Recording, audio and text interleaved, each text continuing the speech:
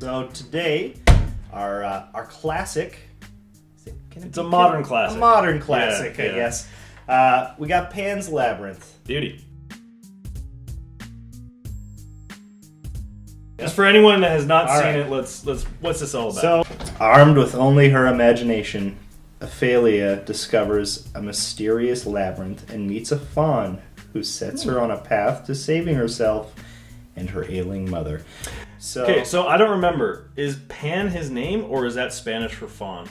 It doesn't cross over. You're just supposed to take it as like just Pan's Labyrinth. This is what it is. Just don't think too much about it, I think. Well, could be totally wrong, and Riley will correct me along the bottom of the screen. It'll happen right now. I'll hold still so he can make fun of you through text.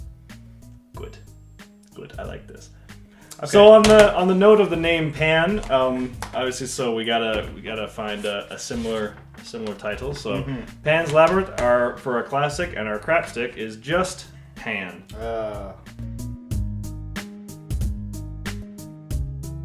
Peter. Okay, well, they dropped Peter from the title, but then the very first word on the back is Peter is a rebellious 12-year-old who has lived his whole life in a bleak London orphanage. One night, Peter is whisked away to Neverland, where he finds incredible adventures while trying to uncover the secret of his mother. And Hugh Jackman is a pirate in it, I remember that. And Rooney Mara shows Rebellia a lot. And the really boring guy from Tron Legacy is in it. Give too much away. Spoilers! It ends with him becoming Peter Pan. And da-da-da-da! We got Pan! It is legitimate. We'll cut that out. Yep. Hook's not even on any of the... Anyway, whatever. That's Hook. That guy's Hook? It's a prequel. Oh my god. Because sometimes, friends begin as enemies, and enemies begin as friends. Sometimes, to truly understand how things end, we must first know how they begin.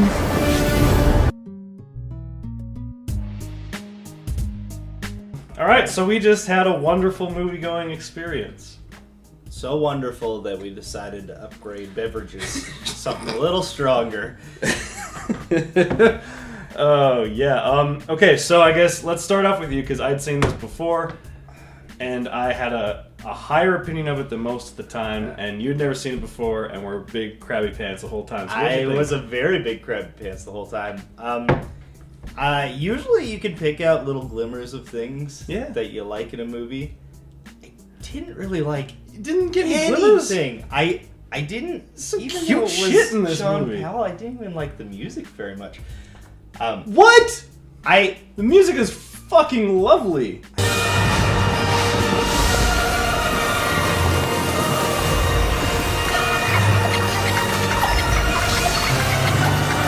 Okay, fine, a glimmer. Hugh Jackman looked like he had a blast. I think he did. He got to sing a couple times. Yep. He got to do what I think actors like to do occasionally, which is just dress up and like just an evil act, tranny. just act like a big goofball on screen for fun.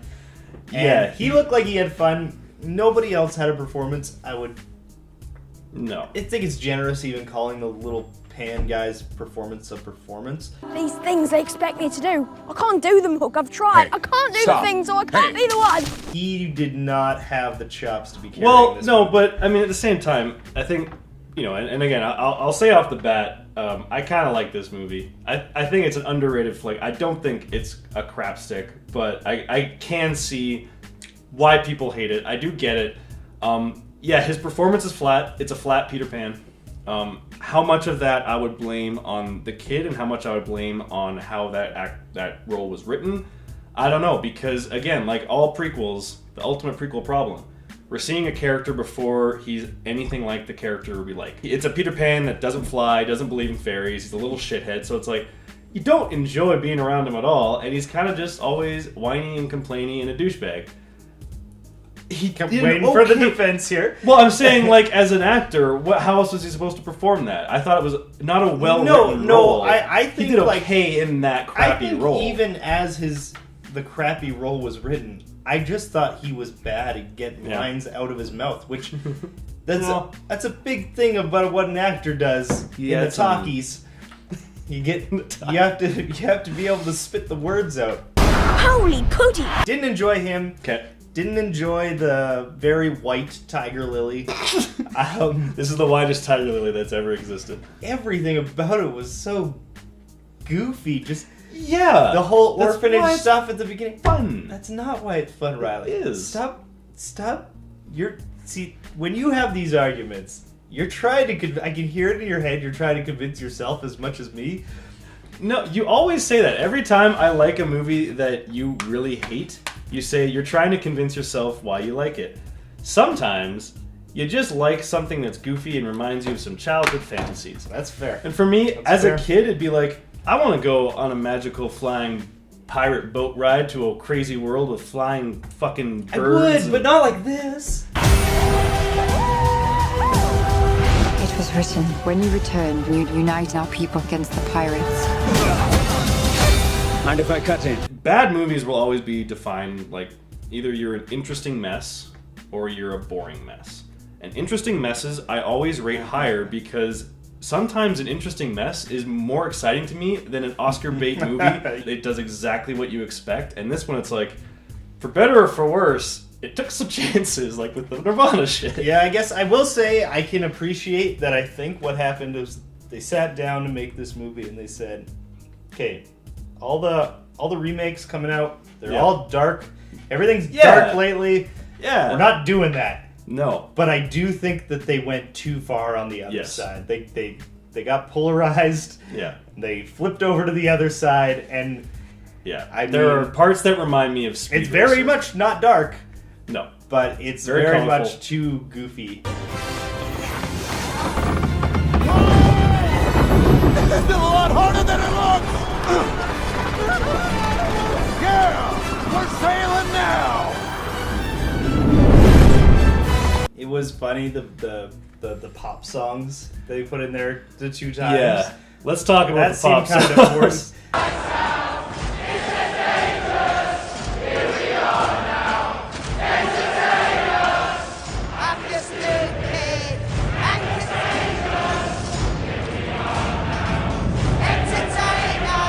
But it wasn't kept up with throughout the movie. There was other places where it almost seemed like they were setting up for a song, and then it all, like maybe they cut it.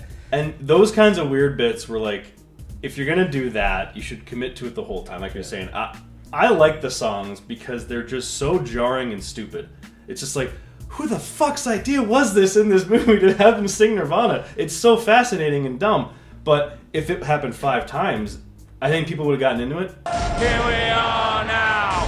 Hesitate us! My biggest problem Okay. with this movie is if you want to make a movie and you know it's going to have an extended story, still you need to make your first movie a self-contained unit, because this movie, it tries to set up Captain Hook, but him and Peter Pan are friends. Like, I don't know if you guys know, but Hugh Jackman, I didn't know this, is not Captain Hook in No, this movie. he's Blackbeard. He's a different pirate. Yeah. And this guy over here, this young little guy, is supposed to be Captain Hook. And he has both of his hands. And whose voice does he sound like, Flippy? Like McCoy from the new Star Trek. That took us the last 3 hours to figure whole out. movie we were trying to figure out who he sounded like, but we'll roll it for you guys. Roll the clip! It's not negotiation, kid. Pander to me, kid. Move away from that wall before you get yourself blown up, all right? See if you're still so relaxed when your eyeballs are bleeding. There were questions that I had, like, and because you know so much of the Peter Pan story ahead of time, You expect you're more. waiting for stuff, Yeah. and then they give you the little winks during the movie. They're like, Oh, like they'd say, what, he's a boy that's lost? Yes, he is a lost boy. Get it? I'm sorry, Captain, but it's about the boy. The stolen ship went down in the Neverwood. So the boy is lost? Yes, he is a lost boy. the one at the end was the worst. Is oh, very well, Captain Hook. He's not a pirate yet. Is he a pirate too? No. Not yet, anyway. Would I prefer it if it was all animation and the characters didn't stick out like Bob Hoskins in the Toontown scene and Roger Rabbit? Yes. But that's not going to happen all the time. Do I think kids would like this movie? Yeah. I think if I saw this when I was 10, I would probably have watched it like 5 times in a week. It's right up my alley for these wacky magical adventures with colorful shit happening. And is it flawed? Fuck yes. It's a flawed movie, but it's fun. If you don't believe Peter, then neither will they. You can't stay a kid forever, even in Neverland. Wakey, wakey!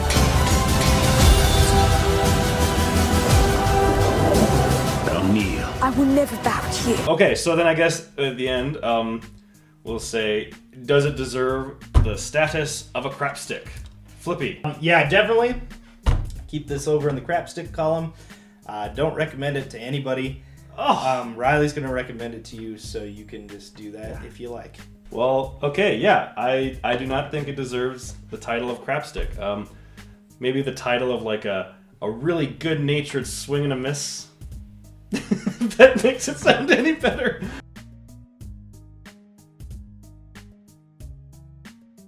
Oh wait.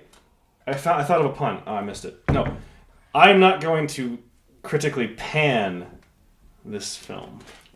Finally found something worse than this movie. A Riley pun.